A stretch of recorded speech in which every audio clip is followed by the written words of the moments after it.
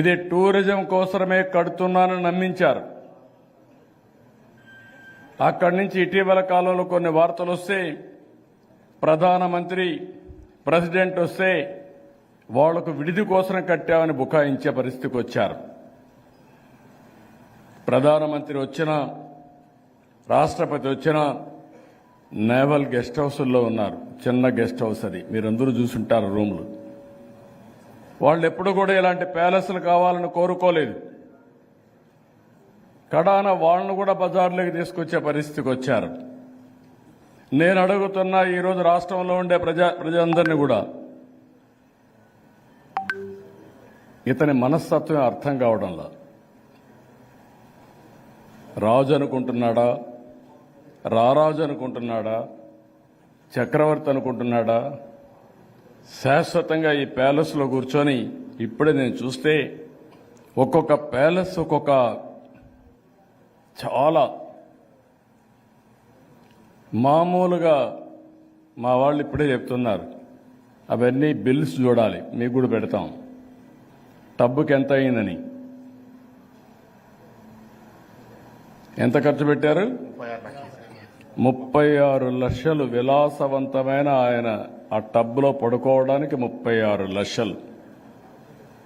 Commode 12 లక్షలు. అంటే can you imagine?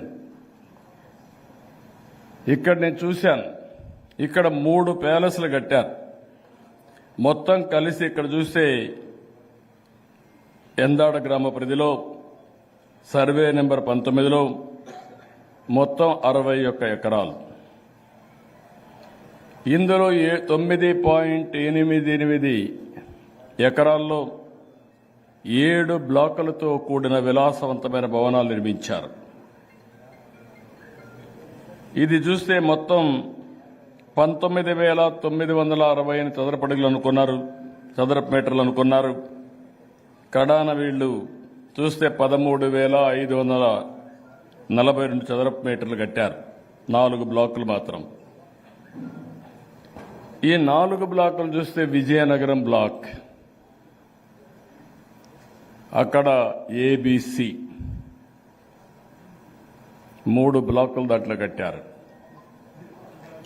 అక్కడ ఒక మామూలుగా చూస్తే అదిరిపోయే బిల్డింగులు.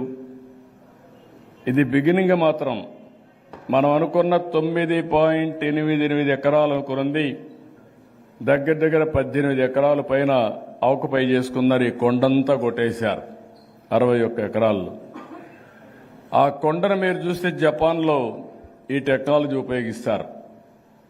ఆ జపాన్లో ఉపయోగించే టెక్నాలజీ ఉపయోగించుకుని ఎప్పుడు కూడా ల్యాండ్ స్లైడ్ జరగకుండా దానికి డ్రౌటింగ్ అవన్నీ పర్ఫెక్ట్గా చేసి ఇవన్నీ కూడా క్రీపర్స్ అన్ని పెట్టి ఏ విధంగా తయారు చేశారో మనం చూసాం. ఈ బిల్డింగ్ ఎదురుగానే మనం చూస్తే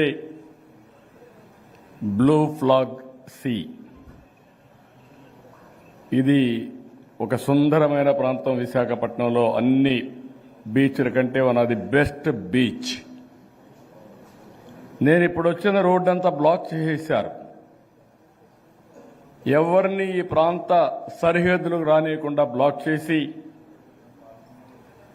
వీళ్ళ విలాసం కోసం ఇష్టానుసారంగా చేసే పరిస్థితికి వచ్చారు. ఫస్ట్ బ్లాక్లో మీరు చూస్తే ఫస్ట్ ఏలో 4 బెడ్రూమ్లు ఇవన్నీ చేశారు. ఆ డీటెయిల్స్ అని మీకు ఇస్తాం. బిలో వస్తే మళ్ళీ 3-4 బెడ్రూములు చేశారు. సిలో 3-4 రూములు అవన్నీ బెడ్రూములు చేసే పరిస్థితికి వచ్చారు. కడాన్ పక్కన ఇంకొక పక్కన చూస్తే గజపతి బ్లాక్. గజపతి బ్లాక్లో మీరు ఒకసారి చూసినప్పుడు అక్కడంతా కూడా ఆఫీస్ కాంప్లెక్స్ కట్టారు. వీళ్ళకి ఎక్కడ చూసినా సముద్రం వ్యూ కనపడాలి. లగ్జరీ మాత్రం మన ప్యాలెస్ల కంటే కూడా అదిరిపోయే లగ్జరీ కనపడాలి. ఇక్కడికి వచ్చారు. ఇది కళింగ బ్లాక్.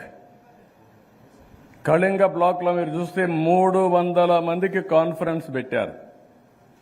రాజులు కూడా ఇలాంటి ఆఫీసు కట్టుకుంటారని నేను అనుకోను. లేవు. అప్పుడు నేను తెలివితేటలు లేవు వాళ్ళకు. ఆ రూమ్ చూస్తా ఉంటే ఆ కారిడార్ వైట్ హౌస్లో కూడా లేదనుకుంటాను. రాష్ట్రపతి భవన్ కూడా లేదు. అక్కడ కూడా చిన్న కారిడారే. మేము ఎప్పుడు పోతా ఉంటాం అక్కడికి. బ్రిటిష్ వాళ్ళు ప్లాన్ చేశారు కానీ చాలా చిన్న కారిడార్ అది. అక్కడి నుంచి వాళ్ళ పిఏలు గట్ల రూములు కానీ 300 సీటర్లతో కాన్ఫరెన్స్ హాల్ కానీ దాని పక్కన 2-3 కాన్ఫరెన్స్ హాళ్ళు తగ్గించుకుంటూ వెళ్ళారు. ఒకటి 90, 100, ఇంకోటి 50. ఆయన రూమ్లో కూడా చూసాం. ఇవన్నీ కూడా లేటెస్ట్ టెక్నాలజీ. మా వాళ్ళు చెప్తున్నారు ఈ మార్బల్ కూడా మామూలుగా వేరే దేశాల నుంచి తెచ్చిన మార్బల్ అది. ఇప్పుడేదో చెప్పారు ఆ పీసెస్ తెచ్చినప్పుడు అవన్నీ అటాచ్ చేయాలంటే వాట్ ఇస్ దట్? ఇంటర్లాకింగ్ కాదు, ఏదో చెప్పాడు. అలాంటి టెక్నాలజీ ఉపయోగించే పరిస్థితికి వచ్చారు. అంటే మామూలుగా ఇవన్నీ ఇప్పుడు దీని పక్కన వేంగి బ్లాక్, ఈ 2-3 మాకు అర్థమైనాయి. వేంగి బ్లాక్ ఎట్టొచ్చింది అర్థం కావడం పేరు కూడా. అక్కడ సర్వెంట్స్ కానీ ఇక్కడ పనిచేసే వాళ్ళందరి కోసం అదొక పెద్ద బ్లాక్ కట్టారు. ఇప్పుడే మా వాళ్ళు చెప్పిన దాని ప్రకారం మీరు చూస్తే 100 KVA సబ్స్టేషన్ ఒకటి, 200 టన్నులు ఏసీ, సెంట్రల్ ఏసీ, ఫ్యాన్లు కూడా చూశాను. ఒకప్పుడు షాండ్లియర్ చూశాను, ఈసారి ఫ్యాన్లు చూస్తున్నా, ఫ్యాన్సీ ఫ్యాన్లు. అదే మరిగా ఎయిర్ కండిషన్ ఇవి కూడా చూస్తున్నాం. అవి కూడా స్పెషల్గా కనపడుస్తున్నాయి. ఎక్కడ నేను చూడలేదు ఇవన్నీ. నాకే ఆశ్చర్యం వేస్తా ఉంది. చాలా దేశాలు తిరిగాను కానీ ఈ దొంగలకి ఇంత ఇన్నోవేషన్ ఎట్లొచ్చిందో నాకైతే అర్థం కావడంలో. ఇన్నోవేషన్. మంచి నీళ్లు మరిగా డబ్బులు ఖర్చు పెట్టారు. వీళ్ళ సొంత డబ్బులు కాదు ఇది. అన్ని రూల్స్ని వైలేట్ చేశారు. 1-2 కాదు. ఎన్జీటీని, హైకోర్టుని, కేంద్ర ప్రభుత్వాన్ని అందరినీ మభ్యపెట్టి వీళ్ళకు కావాల్సిన విధంగా వీళ్ళు కట్టుకునే పరిస్థితికి వచ్చారు. అధికారులను బెదిరించి పనులు చేయించారు. ఇప్పుడు ఇవన్నీ కరెక్ట్గా ఎంక్వైరీ చేస్తే ఎంతో మంది ఎగిరిపోయే పరిస్థితికి వస్తారు. ఒక దుర్మార్గుడు, ఒక కరుడు గట్టిన నేరస్తుని, అందుకే అన్న ఆంధ్ర ఎస్కోబార్. మీరు కూడా గుర్తుపెట్టుకోవాలి. నేను ఎస్కోబార్ అంటే నాకేదో కోపం వచ్చి అనడం లేదు. ఇలాంటి వ్యక్తిత్వం ఉండే వ్యక్తులు రాజకీయాలకు పనికొస్తారా లేదా అని చర్చ జరగాల్సిన అవసరం ఉంది. ఏ వ్యక్తికైనా కాస్తో కోస్తో భయం ఉంటుంది. ఈరోజు మాట్లాడే మాటలు పేదలకు, పెత్తందారులకి యుద్ధం అంటాడు. పేదల పేరు చెప్పి ఇలాంటి విలాసవంతమైనటువంటి ప్యాలెస్లు కట్టుకుంటాడు. ఏమాత్రం ప్రతి ఒక్కరికి ఒక మనసు అనేది ఉంటుంది. మన మనసు చెప్తా ఉంటుంది మనం తప్పు చేస్తున్నామని. అయినా కూడా లెక్క లేకుండా చేసే పరిస్థితికి వచ్చాడంటే ఇది ఏ విధంగా అర్థం చేసుకోవాలో అర్థం కాని పరిస్థితి.